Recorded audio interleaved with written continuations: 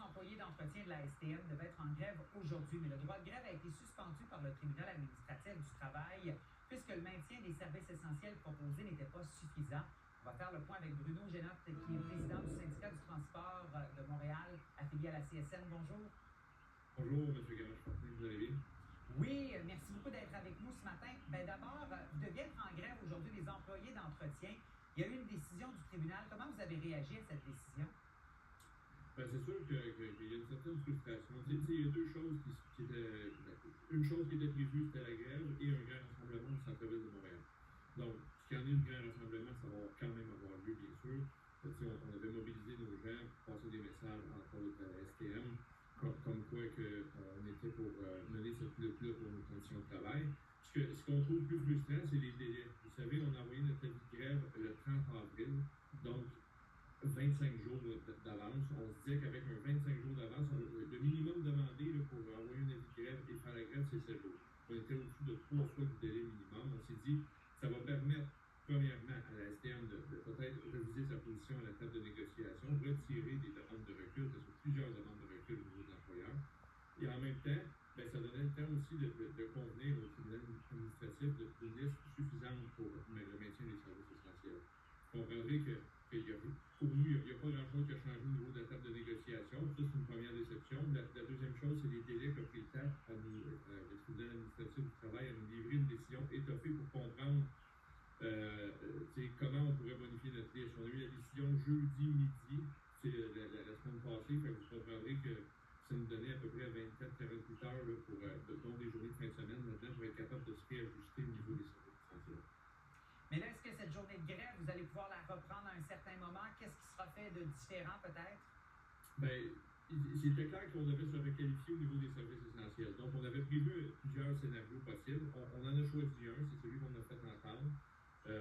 On doit le bonifier ou tout simplement revoir notre processus de comment on va faire la grève. Une chose qui est sûre, c'est qu'effectivement, avec le constat qu'on a fait par rapport au comportement de l'employeur à la table de négociation, ce n'est que partie remise. Donc, on va envoyer dans les prochains jours une nouvelle avis de grève dans un autre scénario. Puis bien sûr, on en constate que la STM, ça va prendre vraiment une grève pour être capable d'impacter la table de négociation. Le fait d'avoir un délai ne nous a pas permis de changer le ton à la table de négociation. Donc, parce qu'à la table de négociation, c'est difficile, si je décode un peu vos propos? On a beaucoup de demandes de recul de la part de l'employeur. Il y a plus de 130 demandes de l'employeur. On est rendu à 70 rencontres de négociation, plus d'un an en négociation. Vous comprendrez que la STM a un peu le double discours. Elle est continuellement à tenter de recruter des gens dans les milieux de travail parce qu'on a une pénurie, on l'a vu aussi à la STM dans plusieurs de nos métiers.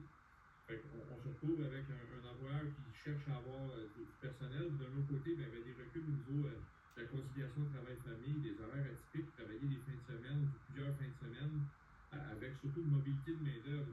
Montréal, c'est grand, on dessert même jusqu'à Laval, jusqu'à Longueuil. Vous comprendrez que si on demande aux travailleurs de passer un début de semaine, aller travailler en Grignon, puis la fin de la semaine, aller travailler à Honoré-Beaugrand, traverser l'île de Montréal, c'est pas toujours évident. Ça demande une flexibilité que les travailleurs ont beaucoup de misère avec ça. Je vous dirais qu'un des plus gros enjeux qu'on a, c'est la sous-traitance. La STM s'attaque beaucoup à nos clauses qui nous protègent contre la sous-traitance.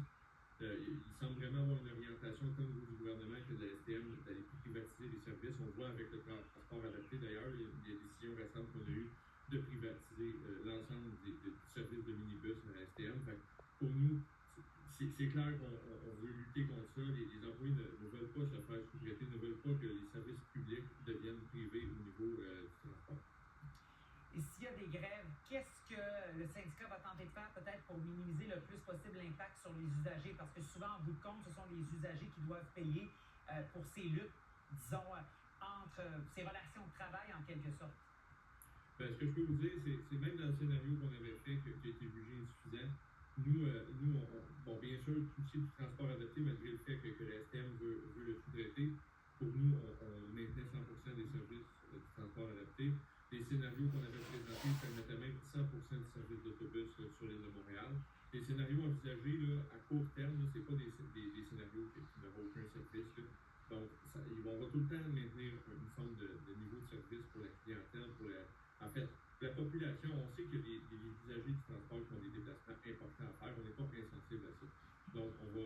essayer de maintenir une forme de déplacement possible, bien sûr avec certains désagréments, considérant que ça reste une grève, bien sûr, puis il faut avoir de l'impact, mais vous comprendrez qu'on n'est pas insensible à ça. Donc, les scénarios qui sont sur la table actuellement prévoient, dans tous les cas, des services là, qui vont être rendus à la population. Merci beaucoup d'avoir fait le point avec nous ce matin. Ça fait plaisir. Bonne journée. À bientôt. Au revoir.